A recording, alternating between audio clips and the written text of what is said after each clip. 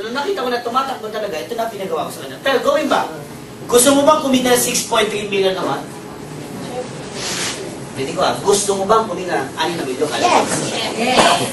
Gusto mo bang kumita ng 2.7 million naman? Gusto mo bang kumita ng 900,000 naman?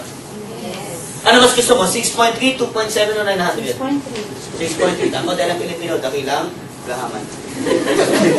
Joke lang. Okay. Pero ang ginawa ko na, wala akong pera. So, kahit gusto ko to, dito lang ako. Tama? Kasi noong unang panahon, wala naman talagang pambayad yan. Gusto ko lang talagang masubukan. Kasi nasa worst case scenario. So, ginawa ko, kumausap ako ng mga kaibigan. Bilang na bilang ko po sila, 267 ang kinausap ko. Madami ba? Awa ng Diyos, ang sumali ay kasi kadalasan ng tao, sige sumali ka muna. Pag kumita ka, tsaka ako. Sige, pag nabawi mo, pugunan mo, tsaka ako mag-join.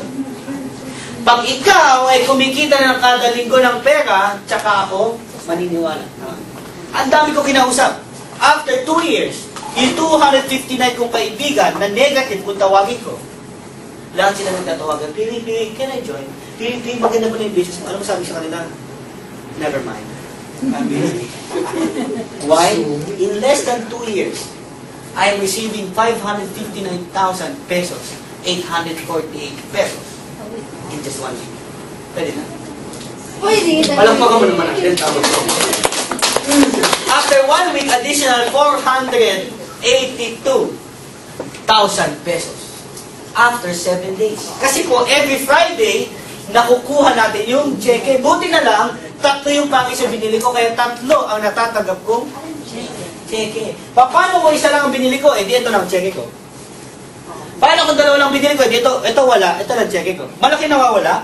Yes. Wala. Oh, malaki. After 1 week, additional 457,000. After 1 week, 467,181. Gusto mo ba kumita ng 500,000 per week? Yeah.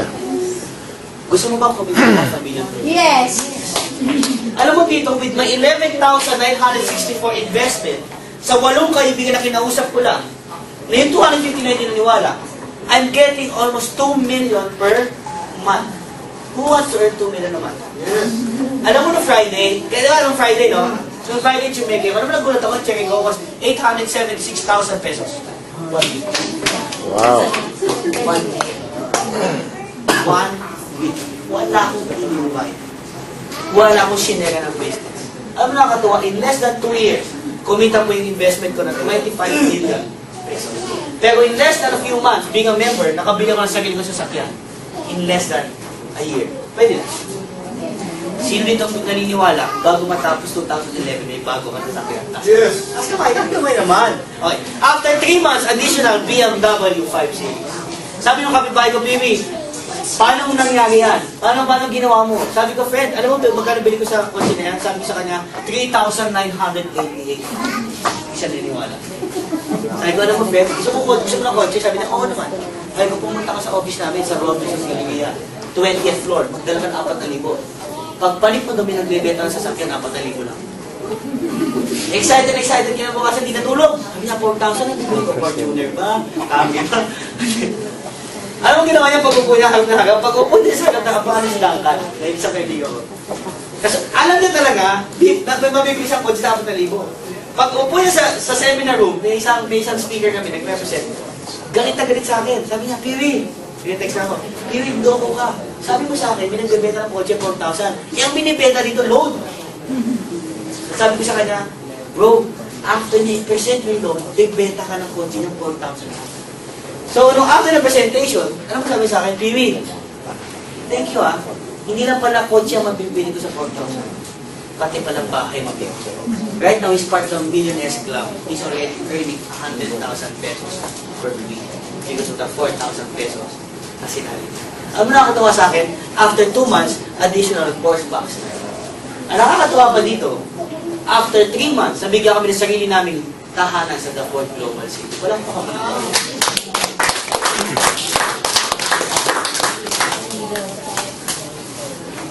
Dati kaming walang tahanan.